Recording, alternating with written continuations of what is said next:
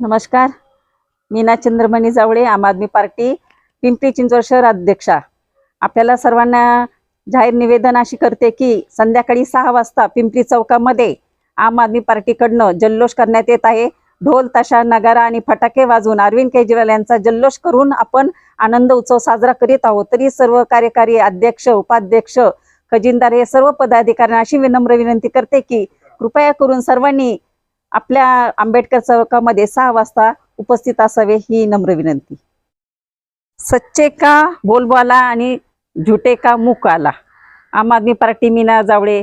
मी आज निवेदन देते की आपण पाहिलेले 177 दिवसानंतर आज केजरीवाल साहेबांना जामीन भेटलेला आहे आणि हा जामीन म्हणजे एक विजय असा आहे की सत्याचा नेहमी विजय असतो आणि सत्य कधीच खोटं मानलं जात नाही ना. आता आपण पाहिलेले त्यांच्याकडे कुठला जे आरोप टाकलेले होते घोटाळ्याविषयी, त्यांच्याकडे ईडीकडे कुठला पुरावा सापडला नाही, सीबीआयकडे कुठला पुरावा सापडलेला नाहीये.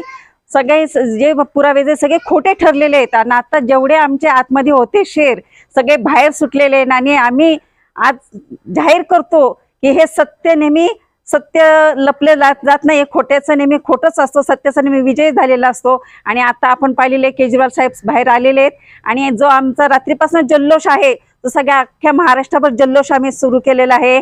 आणि आता सध्या हरियाणामध्ये आमची जी विधानसभा लढत आहे तो पण नेहमी आम्ही विजय करून दाखवणारच आहे. ही जीत ही आमची नाही, आम आदमी पार्टीची जीत आहे, हे आम्ही आज सिद्ध केलेले आहे. आज आमचं जे हे भ्रष्टाचार चाललेला आहे भाजप विरुद्ध जे आम्हाला जे अडकवण्याचा प्रयत्न केलेला आहे, जेवढे आमचे मंत्री आतमध्ये गेलेले आहेत, ज्यांनी जे आमच्यावर खोटे आरोप केलेले आहेत ते सगळे खोटे आरोप ठरलेले आहे, हे आज सिद्ध झालेलं आहे.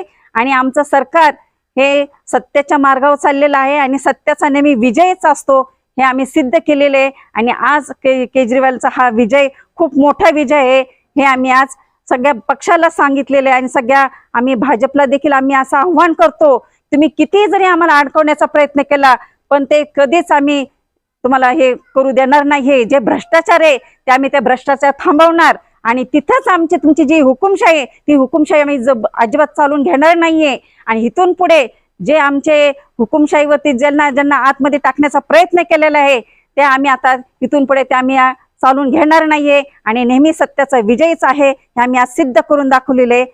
सत्यमेव जयते.